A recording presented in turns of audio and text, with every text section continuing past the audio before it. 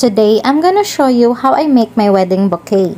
Itong nabili ko palang artificial flower or plastic flower ay ganito na talaga siya, isang bunch. Kaya hindi siya mahirap i-arrange. Ang ginawa ko lang is tinanggal ko yung mga roses na iba yung shape at mga excess para yung shape ng bouquet is magiging pabilog talaga siya. Itong mga natanggal na roses ay hindi natin itatapon kasi magagamit natin yung petals niya. Katulad nito, kailangan natin siyang gupitin at i-roll para ilalagay dun sa gitna ng roses kasi may bakante siya or space sa gitna. Kailangan natin siyang ma-fill para magmukha siyang realistic. Tapos, ididikit natin siya gamit ang glue. Ayan, ilalagay lang natin siya sa gitna. O, diba, mas maganda na siyang tingnan. Para magkaroon ng red accent yung bouquet natin, is lalagyan ko siya ng dried flowers. Nakalimutan ko kung anong pangalan ng dried flower na ito. Ilalagay ko lang siya sa pagitan ng mga roses o yung mga small spaces. At lahat ilalagyan para pantay. Kapag okay na, itatali na natin gamit ang scotch tape.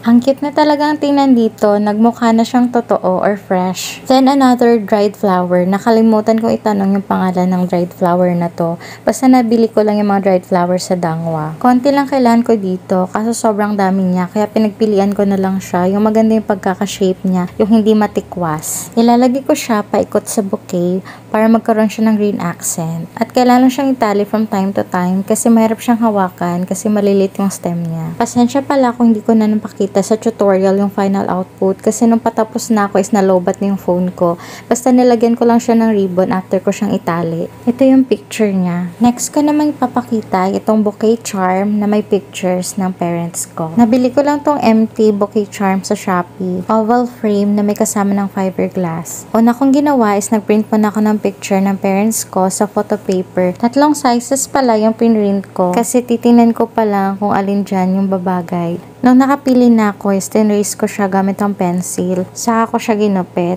Saktong-sakto lang yung pagkagupit ko sa picture at talagang nag-fit siya sa frame. Kaso ang problema, nung nalagay ko na yung parang glass niya na oval, hindi talaga siya kasya. Kahit anong pindot ko, hindi siya kasya.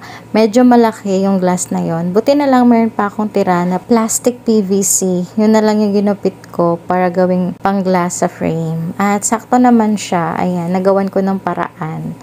Next kong ginawa yung kay tatay. At yan, natapos ko din. Ang cute. If you want DIY tips for your wedding essentials, follow for more.